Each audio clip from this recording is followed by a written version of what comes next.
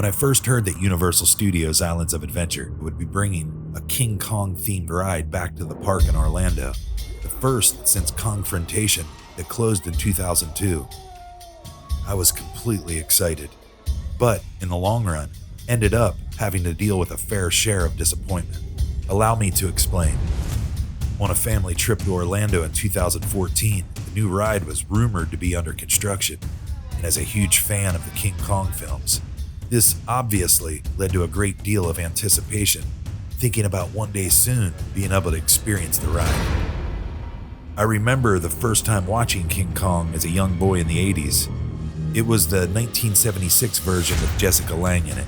Now, I can't be exactly sure, but I can almost guarantee I would have been laying on the living room carpeted floor, watching it on our old floor model Zenith Color TV. The scenes where Kong breaks free from his cage and begins trampling people and destroying everything around him, eventually climbing to the top of the World Trade Center, is just something as a kid you would never forget. Like many, I've been completely fascinated with King Kong ever since. I was very excited when Peter Jackson got to put his spin on things in the 2005 version of the film, and it was really cool to see Kong climb the Empire State Building once again, like he had done in the original classic King Kong film of 1933. News for fans of Universal Orlando nostalgia. After months of speculation and buzz, Universal has finally announced that King Kong's rampage is far from over. And it involves a creature who's massive, covered in fur, and once terrorized the city of New York.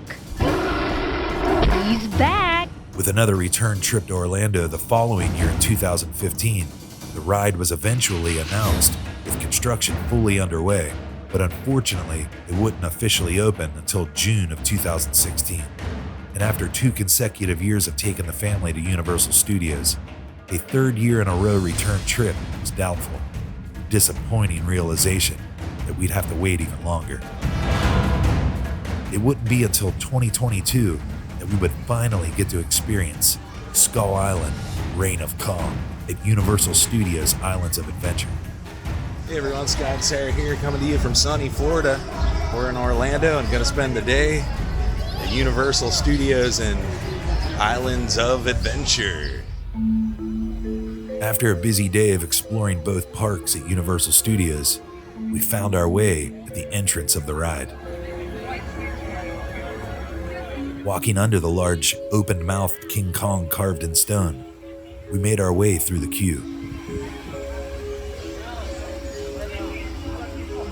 The sounds of being immersed deep inside a jungle began trickling into our ears as we walked through the line, inching closer to the temple we soon would enter into. A radio dispatch could be faintly heard, speaking about the expedition we were about to take on.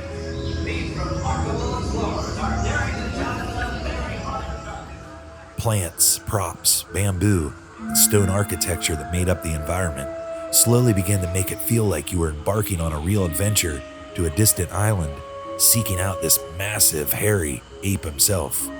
We were in King Kong's territory now.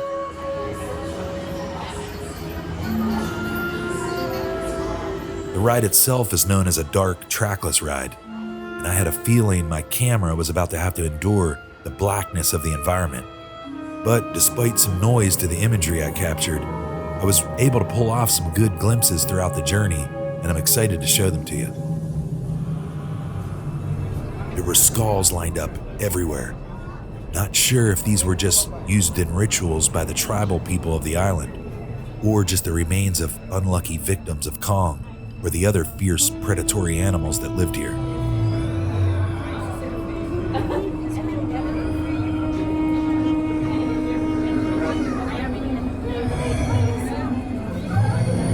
As always, my imagination wandered as my eyes caught a hold of a plethora of human skulls and the other accents that surrounded us.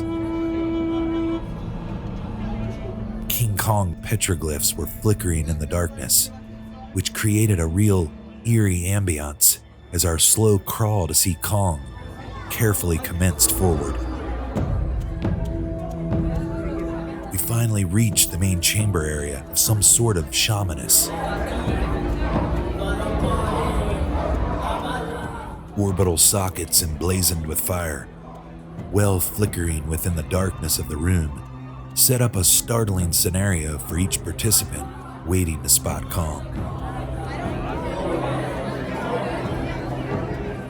As we trekked closer to the shamaness, my camera fought for focus, but I was able to capture her strange chant as we passed by in near proximity.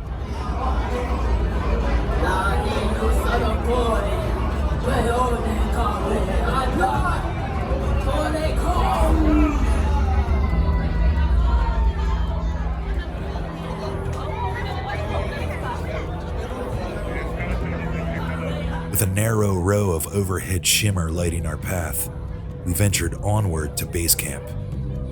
I will say, the lines going in were pretty packed, with curious thrill seekers awaiting their turn to finally meet the giant gorilla.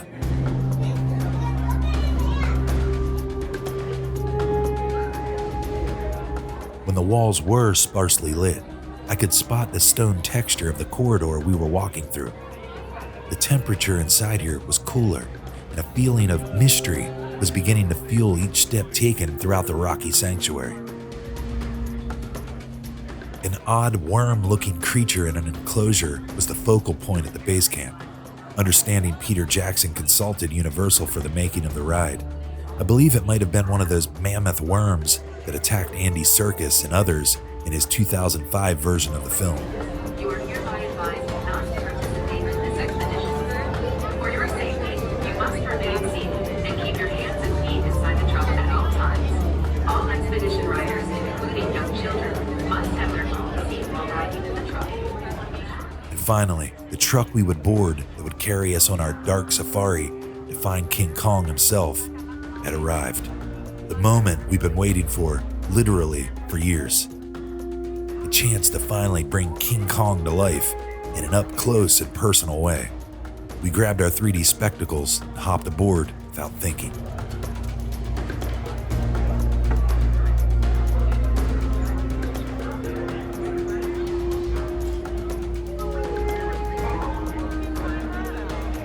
So stay seated, keep your hands inside the truck, and be sure to slow on.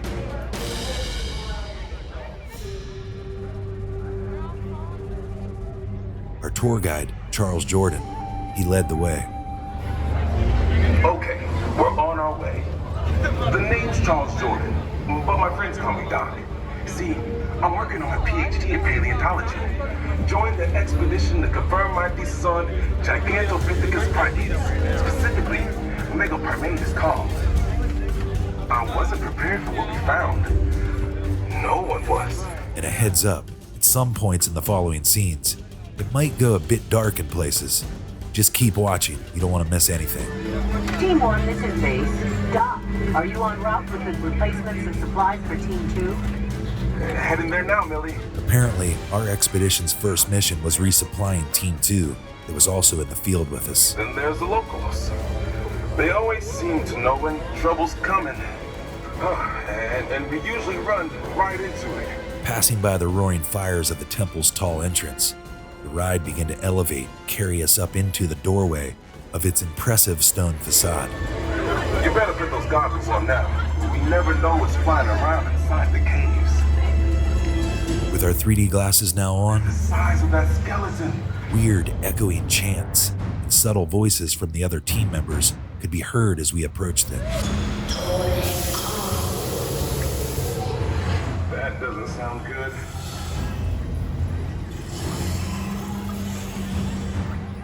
A woman named Kate urged us to park the truck.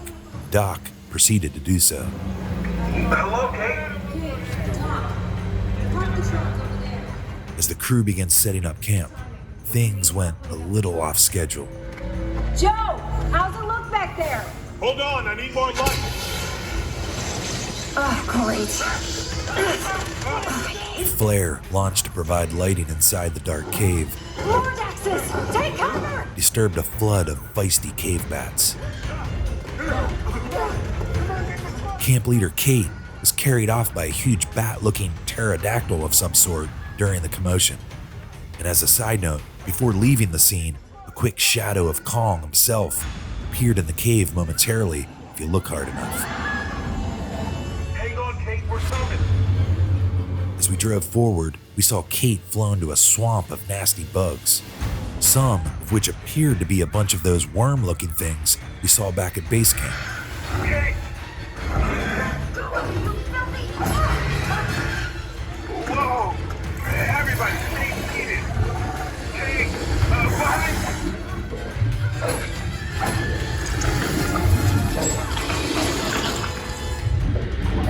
Get down!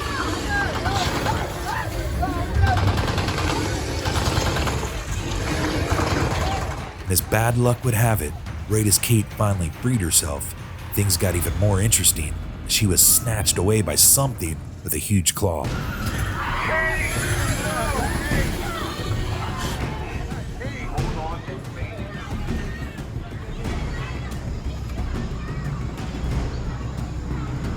Base, come in. We lost Kate. We lost. Doc, come back. We called everyone back. Everybody, be very quiet. All of a sudden, a pack of prehistoric lizards began ferociously revealing themselves into the Jungle Island storyline. But still no Kong. Is that a V-Rex from Peter Jackson's King Kong? I quickly thought to myself, this has to mean Kong is on his way. Suddenly, with the wide roar of a large V-Rex, I swiftly looked out the other side window of the truck. There he was. Furious King Kong himself in all his glory. Leaping, punching, biting, and swinging from one side to the other of our tourist truck, delivering a beatdown to its ancient adversary. Lost in the sight of Kong's brutal battle, suddenly our vehicle began to freefall into what must have been some kind of jungle pit.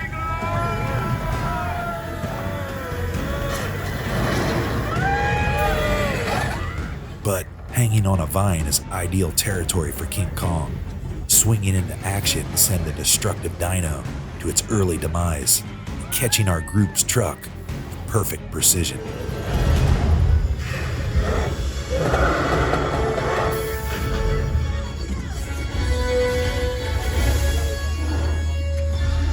Base, this is Team 1. Millie, you won't believe what just happened.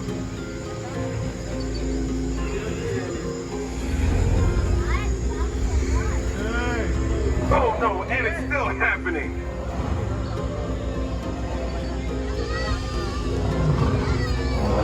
Look at him. He's massive. As the smoke settled, we finally got a close-up look at the gigantic, legendary gorilla of gargantuan proportions before concluding our adventure ride.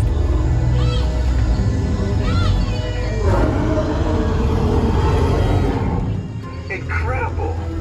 He could have squashed us like a bug. Team 1, this is Base. Kate, is that you?